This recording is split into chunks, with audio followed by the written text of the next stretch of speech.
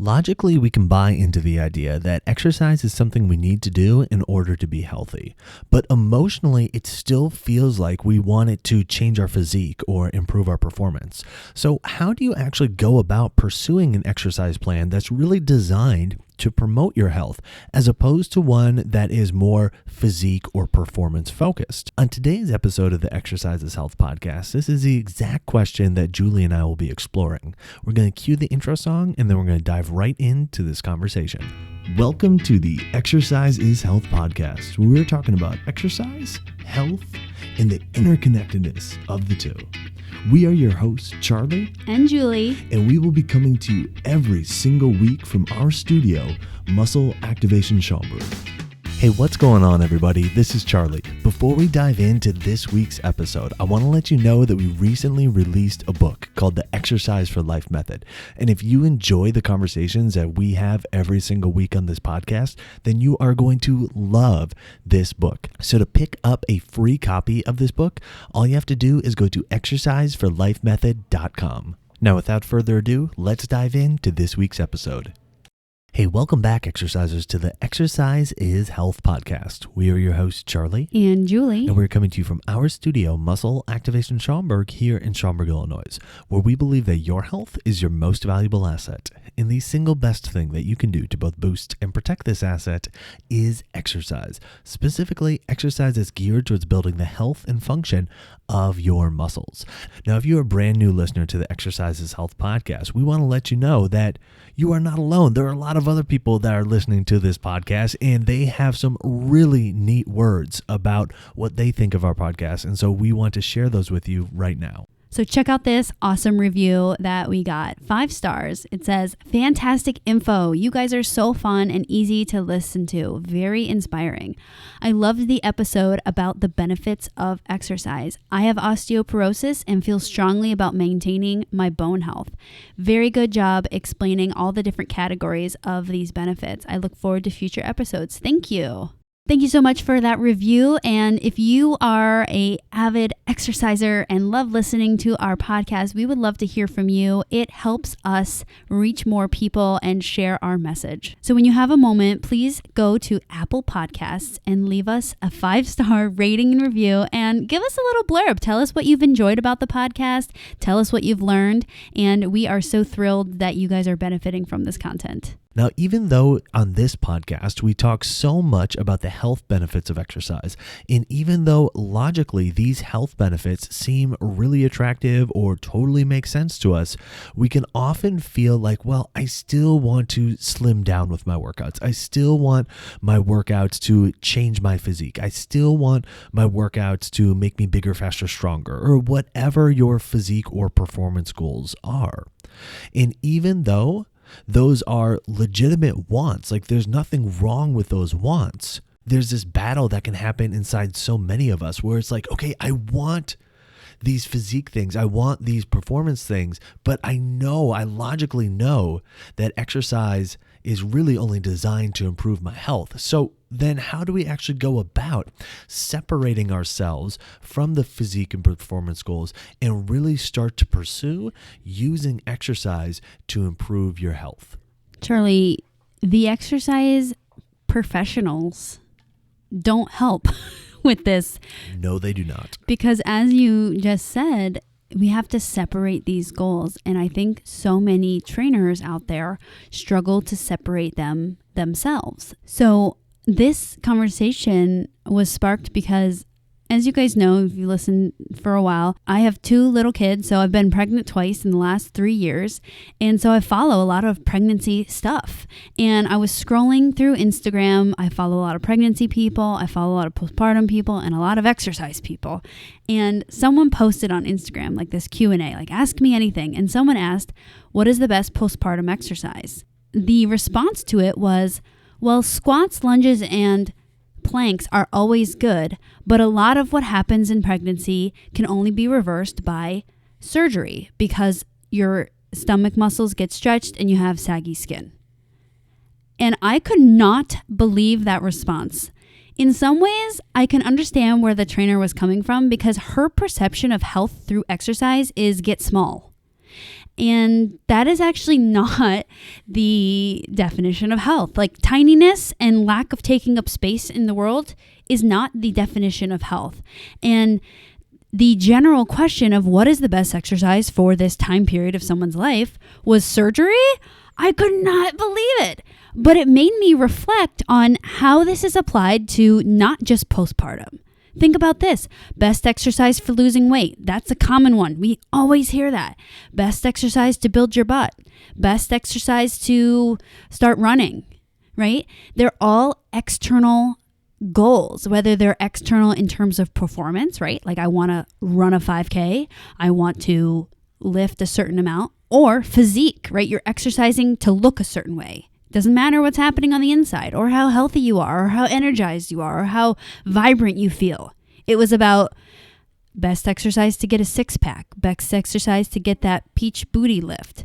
So there is so much confusion out there because the professionals that are in the field are feeding into this confusion, and they're confused themselves, / they don't know they're confused because they don't realize that there is a distinct difference. But here on the Exercises Health Podcast, we want to help you make sure you're exercising for your health and well-being. Yeah, it really is a challenge that across the board, I think everybody runs into, because how are we first taught about exercise?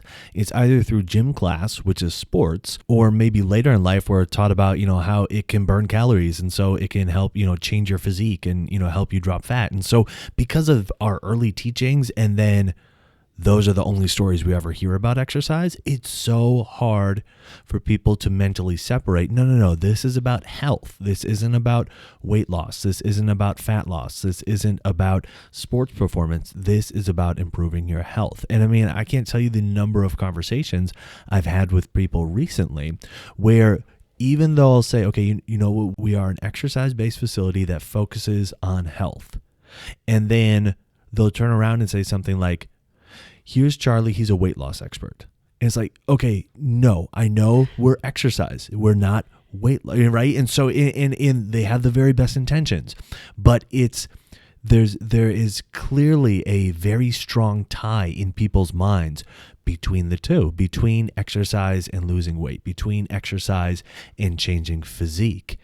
And what we really, really want to encourage everybody, as we do with every single episode, is to try to block that out of your mind as much as possible and just try to make that connection of exercise is health. Exercise equals better health. Appropriate exercise, sustainable exercise, consistent exercise equals more robust, long-lasting health. And that's really the idea that, we've been hitting it hard with this podcast, but we are going to turn it up tenfold going into 2022, because it's such an important thing for people to understand that exercise is about health. It's not about losing weight. It's not about changing your physique. It's not about your sports performance. It's about helping you get healthy and maintain your health. Absolutely, Charlie. It is just like this murky water that to Charlie and I, it's pretty crystal clear. And you might be asking now, wait, but if I lose weight, then is that not healthy then? Is weight loss not a good health goal to have? Because it can be a really good health goal. In fact, we just got a really great review in from Charlie's book, where one of the first chapters, he talks about this problem where we label the quality of our exercise by the amount of weight that we're losing or by the amount that we can perform better. And he creates this amazing argument. Actually, it was one of his clients, and he said, she said, I was literally arguing with you in my head, but your argument was so good that by the end of the chapter, I finally understood what you were talking about. So anyways, if you would like to also argue with Charlie in his book, check it out. Again, it's free. You pay for shipping, and you can get your hands on his book and you can argue with him. But anyways, I actually also felt like it was such a good argument because again, it's confusing. We have this thing, we know if we lose weight, we're going to be healthier. So why can't my goal of exercise be to lose weight. So while Charlie was talking, I was thinking about something else that I'm really passionate about, and maybe this analogy will kind of hit home with you about why we have to focus on your health when we exercise rather than just weight loss or performance or physique. And the other thing that I'm really passionate about is parenting. I have 2 little kids. I love learning about parenting techniques and skills. And what if we said this? The only reason that you should parent your child is so that they get good grades. And if they're not getting good grades, that means that your parenting is really poor. You'd probably be scratching your head like, wait a second, if you're a parent, there's a lot of other things you got to teach your kid rather than to perform at school and get good grades, right? Like you need to teach them how to be a respectful, nice human, or to explore their passions, or how to love and how to be a part of a family unit. There's a lot of things you have to teach them that can't be tracked at school. But when we track things at school, it becomes a really big highlight of, parenting and raising a kid and all these things. It's kind of like with exercise. It's like if I exercise but don't do well on the scale, well, is there any point of me exercising? So wait, if you parent and you send your kid to school and they do poorly on tests or something like that and on evaluations, then is there any point to parenting? Well, yes, there's still a lot of value, and the tests and evaluations are showing just one aspect of a child's performance. Just like when you exercise, your weight or your ability to perform in a sport or an activity is just one aspect of what your body can do. Now, we can decide how much value we put in that. Does it even matter if the scale changes? Does it even matter if a kid does well on a test?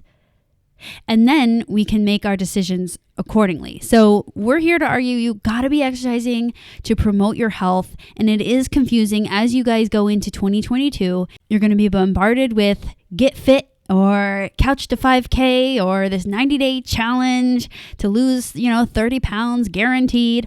All of these things that are all externally based and that take you away from the goal of exercise.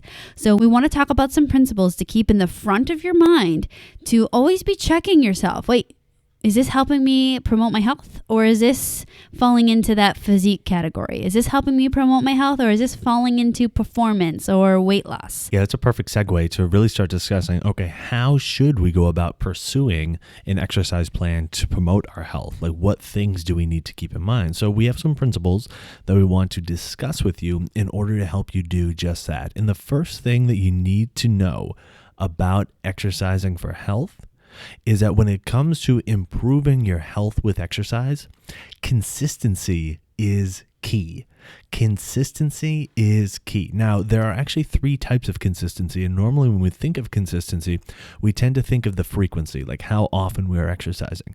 But that's really only one type of consistency. There are 2 others that are equally, and actually I would argue one is more important. There is a most important type of consistency.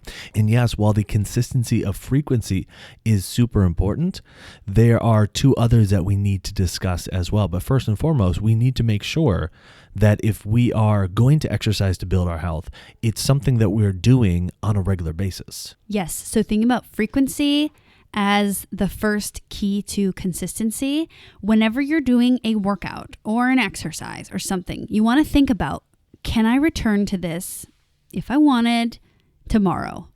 Or would I need to take a giant rest day / week, which normally is what happens. So can I return to this tomorrow if I do it today? That's a great check-in to make sure that you're able to stay consistency with the frequency. So as far as like what you should be aiming for, as what we might consider to be like consistency with your workouts, honestly, a minimum of 4 days a week. And I know a lot of times that can feel like, wait a second, I only exercise twice a week. Okay, cool. You need to do a little bit more. And it's not like a scolding, you need to do a little bit more. It's an encouraging, hey, if you really want to build your health with exercise, you can't be exercising 2 days a week and taking 5 days off. It just doesn't work that way, okay? There are too many important health benefits that are frequency dependent, where the more frequently you exercise, the more these health promoting things actually happen. And so at a minimum, you need to be aiming for 4 times a week. And yes, again, that can feel a little abrasive, being like, well, isn't something better than nothing? Or, can I just get in 2 days a week? And it's like, look, If we just wanted to, tell you how great you were and everything would be all right, then okay, if you want to live in that world, fine. But we're here to tell you the truth. And the truth of the matter is that you need to be aiming to exercise a minimum of 4 days a week. And how this breaks down, a minimum needs to be 2 days of resistance training and 2 days of aerobic exercise. You need to be getting in both. Both have extreme benefits, and both do not cover the same benefits when it comes to actually promoting your health. So you need to be getting in both. So set it in your calendar right now. Block it off mentally that you are going to be exercising 4 days per week. And again, I know that can feel a little bit much, but we're here to tell you the truth, and that is the truth of the matter. Charlie, just a little twist on what you said. If you guys tuned in last week about exercising during the holidays, we would change that statement that you just said, you are going to be exercising 4 days a week, to say, I exercise 4 days a week. It's just a fact. That's what we do as exercisers for life, that we need to be exercising. Actually, Charlie, I thought you were very kind in that suggestion, because normally Charlie says every single day. Every single day really is my truthful, honest recommendation, but we're going to give people some leeway here. I know. You thought 4 days a week was abrasive? Just wait. Charlie is not. Anyways. Just wait until my next book. I know. And we kind of laugh about this, and I think trainers are usually we're labeled as the people that are harsh or whatever, but this is about your health. And as you guys know, this is not about assaulting your body and destroying your body. It's about building your body, and that takes consistent, constant effort. It would be 4 days a week I eat a healthy meal.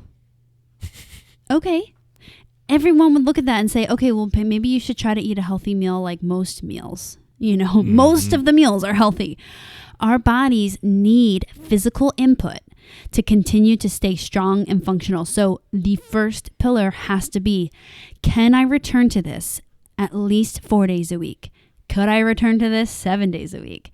So keep that in the forefront of your brain, returning to this stimulus. Now, the second type of consistency is the consistency of progression, and specifically internal progression, because like we've been talking about so far during this episode, so often we get mixed up with progression as far as what that should look like. We think it should look like lower numbers, smaller numbers on the scale. We think it should look like bigger numbers on the weight machines. We think it should look like a faster time or being able to run farther. We think it should look like all this external stuff. But here's the thing. Those external markers really don't have anything to do with what's going on with your health. And oftentimes we sacrifice the internal health and function of our body in pursuit of those external markers. And that's a tremendous issue. So if we're talking about how do we exercise for health, we need to have consistency of progression, but it needs to be consistency of internal progression. So this is another one that gets really confusing, right? Because everything we've ever been taught about markers to know if we're progressing have always been external. Again, like Charlie brought up, in school, we did what was it called? The principal's fitness exam or whatever. So guys had to do pull-ups, girls had to do the presidential. Oh, the presidential, not the principal. The presidential fitness Somebody thing. with more authority came up with that. That's right. Yeah. Or your run, or your push-ups and sit-ups. I remember I couldn't even do the run because I had plantar fasciitis as a kid. And so what? Am I just not fit because I can't run? Well, there's a lot of other things. Well, you never got the blue patch. I never got the blue patch. Anyways, so how do we know if we're consistently making progress or consistently progressing? So different unique ways to think about this is the challenge to the muscle. That's a big one. So internal rating, that internal perception of how difficult it is on the muscle, is that progressing? Another one that I want to highlight is awareness. So one cool story, I used to train this business professional that never exercised in his whole life. And he started exercising when he was 50. He went to his doctor and they're like, you need to exercise. So he started training with me. It was the first time he'd ever exercised. So needless to say, if you've never exercised, you're kind of unaware of a lot of body movements that a sports person maybe would be aware of. So I remember we were doing squats, and for a year, we were talking about being aware of the muscles, being aware of the glutes, the quads, and, while it was happening. As you know, we talk about a lot about contracting rather than just moving. And I remember a year into us working together, he said, oh my gosh, I think I feel my butt muscles working. Is that what you've been talking about this whole time? And I said, yes. And you know what? The only way that we got to that progression of awareness, internal awareness, was him practicing it for a year. And some people it's going to take longer. Some people it takes 5 sessions. Some people it's the first time. They're like, wow, I can feel my butt so easily. It's an easy connection for me. But he had to keep practicing and keep participating and showing up and consistently being like, can I squeeze my butt? I know I'm squeezing it, but I can't feel it. Okay, next time. Can I squeeze my butt? I know I'm squeezing it, but I can't feel it. Okay. And then eventually, a year later, he was finally connected. So thinking about that internal awareness, that progression needs to happen as well. Yeah, that's a big one. There are really 5 things that we look at when it comes to marking internal progression. I break all of them down in the Exercise for Life method. So you can definitely grab a copy of that and see what these 5 internal markers of progression are, and know that none of them require you to go get labs drawn or blood work or anything like that. But kind of like how with the consistency of frequency, we had the big question of, can I come back and do this again tomorrow? The big question with am I progressing internally is, at the end of my workout, do I feel stronger? Do I feel better? Do I feel more mobile than I did at the beginning of my workout? And if you can answer yes to that, then that's a good start to progressing internally in the right direction. Because so often what happens, we get to the end of our workout and we're like, oh, I'm exhausted. There's no way I could do that again. Oh, I'm just so beat up now. I'm so depleted. Well, that's an issue. That's an issue for a number of reasons, one of which is it may deter you from coming back and doing it again tomorrow. So in pursuit of internal progression, you have now limited your consistency of frequency. That's an issue, right? So they should go hand in hand, where if you can end your workout and say, yeah, I feel better now, and not just like emotionally better. Everybody focuses on the, oh yeah, my stress is just so relieved now. It's like, that's not what we're talking about. Like, do your muscles actually feel stronger? Do your joints feel more mobile? Do you feel more connection with your body? Like you're talking about, Julie, are you more aware of your muscles? Are you more aware of where your joints are in space and how your body is positioned? If you can say yes to those things and say, okay, yeah, at the end of my workout, like I feel like I have greater ownership over my body. Awesome. In all likelihood, you are progressing internally in the right direction. So that's really the big question that we need to ask from a consistency of progression standpoint. Charlie, just think about how many more people would exercise consistently if they knew that one of the main goals was that you feel awesome after. Yeah, it would skyrocket. I would have to imagine that it would skyrocket if we can get past the story that we don't have time and we actually get to the idea that, oh yeah, I'm going to feel really good after I do this thing. People will start making the time, and I guarantee you they'll get it done. Are you guys ready for the most important one? Okay, good. It is consistency of appropriateness. And I think Charlie and I and the people that kind of study exercise in the way that we do are the only people that ever use the word appropriate with exercise. I've actually legitimately had a client say that to me. Said, I've been exercising for, 40 years, longer than you've been alive, Julie, and I've never had a trainer say something appropriate. And I thought, oh, that's normal for me. But why is this important? Appropriateness is the way that exercise is going to be morphed to your body. It is not that you put your body into exercise. You have to make exercise fit your body. We have this complete reverse of how it should be. It's like we think we take this body of ours and we put it into this cookie cutter mold of exercise, of the amount of weight, the amount of reps, like, when you go to see a trainer, the motion we're going to do, right? I've had so many people say, okay, well, this knee extension is great. Well, how many sets and reps should I do? And that makes me realize that, yes, everyone is still living in this fitness world of there's one size that fits all, but that is not the way it works. We have to make sure this exercise is appropriate for your body and it's consistently appropriate. Yeah, that's really the big thing, is the consistency of appropriateness truly is the most important of the 3 types of consistency.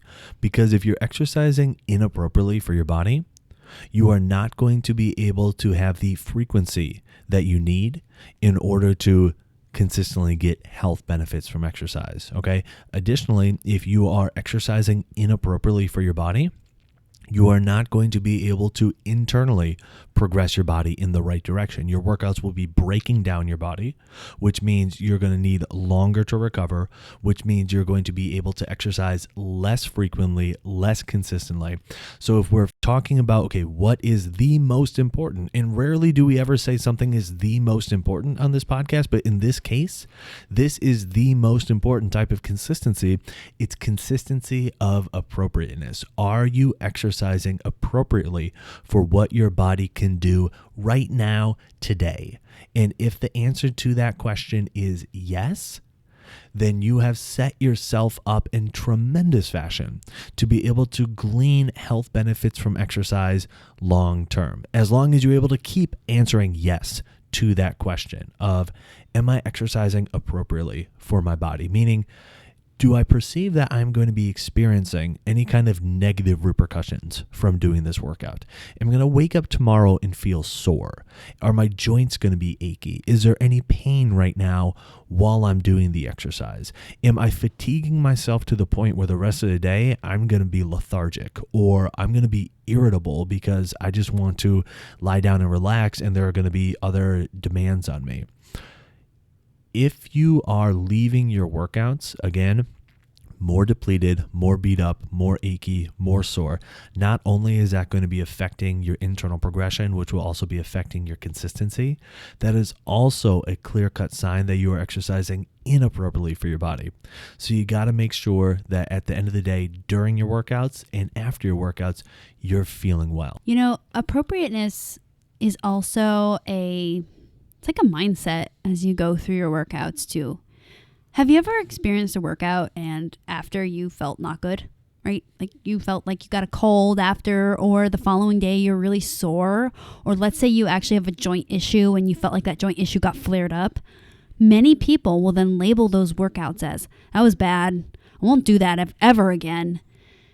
But when you work out and exercise with the idea of, I want to exercise with appropriateness, it's an invitation to revisit those workouts, but make the adjustments that you need to make, because you did the workout, but clearly it wasn't appropriate, meaning your body did not do well with it. So revisit these things, because a lot of exercises that we might label as, it wasn't good, it's not good for me, or it flares me up, do have a lot of health benefits in terms of its ability to stimulate your muscles. You've just done them inappropriately in the past. And so go back and revisit. I even had a client conversation today where I gave her an exercise and she felt like it flared her up. We later found out that she didn't do it the way I had assigned, but she then did it once and never returned to the exercise. And so I said, okay, well, we need to return to the exercise. So let's talk about some changes. Let's talk about making it appropriate for your body so that you can get the health benefits from these exercises. And the big thing with that is, if you go back to the episode we did a few weeks back on body matching and what is body matching, that's a really key component to making sure that exercise is appropriate for your body. So when it comes to pursuing an exercise plan to promote your health, the name of the game is consistency with your workouts. Consistency of frequency, consistency of progression, specifically internal progression, and the most important of the three, consistency of appropriateness. If you can check off those three boxes as far as how you're going about executing your exercise and what you're doing with your workouts, you will be well on your way to having an exercise plan that you can follow to promote your health, to promote your longevity, and not just today, not just for the next 90 days, but year after year, decade after decade, which is exactly what we're talking about when we talk about exercise for life. So who do you know that needs to hear this episode? Who do you know that is really focused on using exercise to either try to lose weight or try to improve their performance, but is not sure about how to use exercise to actually improve their health? Share this episode with them so they can learn about the three key components of consistency and how to go about achieving those components in order to build their health and function with exercise. And while you're online, head on over to Apple Podcasts and leave us a rating and review. It helps people find this podcast when they're looking for information on exercise and they're looking for information on health. So if you found value in this conversation today, let us know by leaving us that 5-star rating and review. Well, thanks so much for tuning in. We always appreciate it. Have a fantastic week, and we'll talk with you all next week.